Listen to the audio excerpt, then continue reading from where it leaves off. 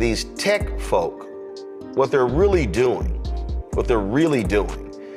is they are desperately trying to turn the federal government into private, like a privately run company. I don't know if you've been seeing some of the observations from Steve Bannon, certainly one of the main leaders of MAGA movement. And he's been out there saying he doesn't agree with the big tech billionaires that seem to be running, including Elon Musk, that seem to be having not even disproportionate amount of influence. They are actually side by side in implementing the president's agenda, though not technically members of the government, and supports and thought that Lina Khan should have had more power. So, yeah, it's very interesting. I think you're exactly right that we see on both sides of the aisle the corruption and the corruptive impact of money in politics and policy making. But then we're also starting to see these splinters where a lot of different types of folks are starting to call out some of this influence and actually supporting holding some of these large businesses accountable that have been profiting enormously at the expense of the average worker, business owner, and a lot of communities. And ultimately now we're seeing the effects on democracy too. To that particular point, I want to play for you. I'd never ever play anything from Steve Bannon, but I want to play for you so people can understand what you were just talking about. Listen to this here. Neo-Brandesian when it comes to the Justice Department and antitrust. I think Lina Khan should have been given more power, should have been able to do more things. I think there's obviously a big problem. I think a big problem in Silicon Valley with, these are monopolistic powers that have gone from kind of market control and profits to really digital platforms and rent seekers. And so I'm a huge believer in that. Also a believer on taxes. The taxes are going to happen unless we can close the. Now he's saying that. So what he's laying out there, because he says that he's a true populist as opposed to conservative, Republican, and what's happening is these tech folk, what they're really doing is they are desperately trying to turn the federal government into private, like a privately run company.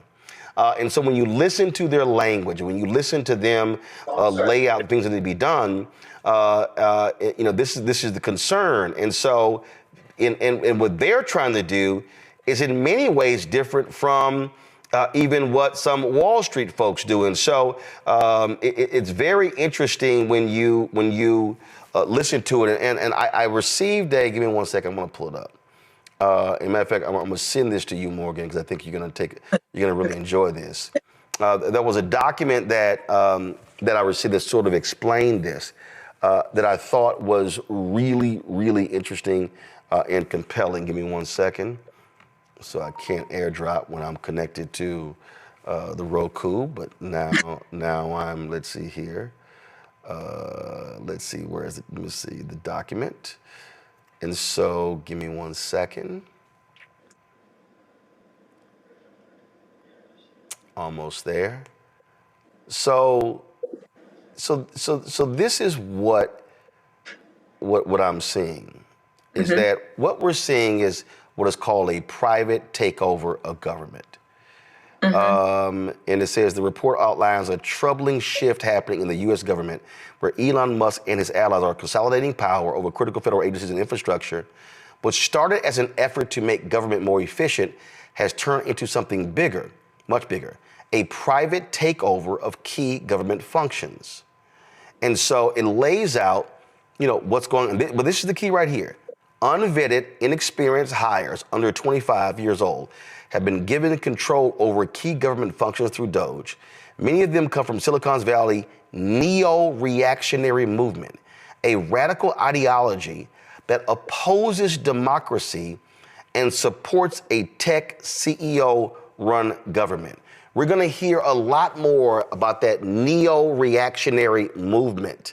And that's really, I think, what jumps out here that we have to be paying attention to. And folks like Peter Thiel and others, they are so hell-bent on Bitcoin and crypto because they want to impact it. They want, frankly, they don't want the supremacy of the American dollar. So these folks are not the same, and I know it may sound crazy, as traditional Wall Street folks. I think that's right. But so there's a lot to unpack. And so I don't know how much we're going to do on that today. But I think the point that these guys are a different breed than your run-of-the-mill Republican is absolutely right. How do we know? Steve Bannon, who is certainly has identified as a conservative for his entire life, I believe, is calling them out as a major problem for the security of the United States. That tells us something. The fact that we saw so many of the tech billionaires at the Trump inauguration front and center is a pretty strong indication of their influence over our government. Elon Musk giving $250 million to 300. Trump. 300. Okay. $300 million to Trump's campaign, and pretty much, a pay for play situation here at exercising this type of influence. And he clearly has a lot of personal interest. Why is he not a part of the government? Well, if you're not a part of the government, then you continue to run your businesses. He has a lot of personal interest in getting contracts from the government, particularly in the defense space, not just him, but also people who are very closely connected to him. For example, in Ohio, our state government is giving a contract to a drone defense company, the owner of which is close friends with Elon Musk and also the brother-in-law of Matt Gaetz. So, there's a tangled web that has been woven that we all need to be paying attention to and start to understand the different strands of, because this is a major, major threat. The only thing and this is where I would think probably a whole different conversation is on the dollar and how much it has served us to have the dollar be considered the reserve currency for the entire globe. That does have impacts on things like inequality, but that's probably a whole nother conversation. The only thing I would also add, just in terms of political observations on this whole thing, is, it is a little tricky. I mean, a lot of people who did vote for Donald Trump, and, though the mandate, so to speak, is perhaps not as strong as he and his supporters would have us believe. It is people who voted with this idea that he was very open about wanting to trim the government and make the government more efficient. So I think that's where it's going to be very hard for people to follow, well, is it this more efficient that we're getting rid of certain agencies like the CFPB? Is that duplicative? But we have to stay really focused on what are each of these agencies doing? Who is afraid of them? Who is not on the side of wanting to have someone that's going to look out for consumers and make sure that medical debt isn't ruining their finances, for example? That's what the CFPB was doing. If you're against that, then you're pro healthcare and Wall Street billionaires. Straight as that. But I do think you're right. Overall, the Elon Musk of the world are kind of playing a whole different game. And that's something that we all need to get smart about. Well, absolutely. Very quickly. And listen, it is about consolidating power, and it's about them, again, being in control. It's how they want to use AI, and they want to cut everybody except themselves. Yeah. I mean, I do think that there is look, I'm not saying that there's no one that's in the administration who genuinely wants to make government more efficient. Me, for example, I'd love to make government work. I've worked in the federal government. There's certainly room to make things more efficient, streamlined, but it doesn't appear that that is the main goal of some of these early actions. Again, how do we know? I mean, take, for example, something like USAID, $40 billion budget. The defense budget is $800 billion. And is on his way to $1 trillion. Yes, half of which, and this isn't Morgan making this up, this is all publicly reported. You could look at Department of Defense documents, half of which almost is going to defense contractors. This is crazy. And so if you're serious about addressing government spending, look at that. P.S. Healthcare is twice as much money for the federal government going to healthcare as to defense spending. So what are we talking about? Immediately putting people who are doing good health projects. And again, a whole different conversation about what we're doing with USAID and how much of it we should be doing. But we are being told that this is about government efficiency.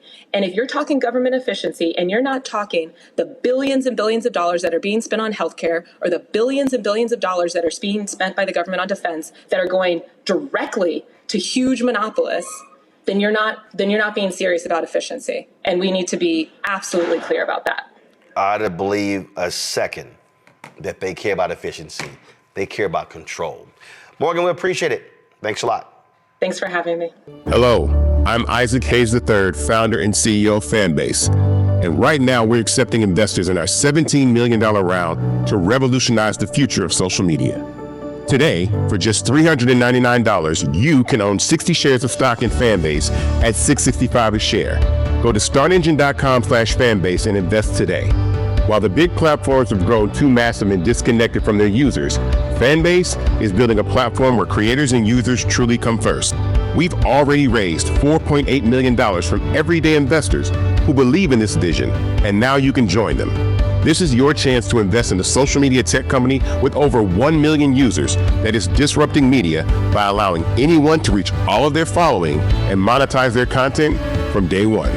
The market is changing, big platforms are failing to serve their users, and Fanbase is stepping up to fill the gap. Don't wait until it's too late. Invest now. Invest for yourself and your future. Go to startengine.com/fanbase and own the future of social media.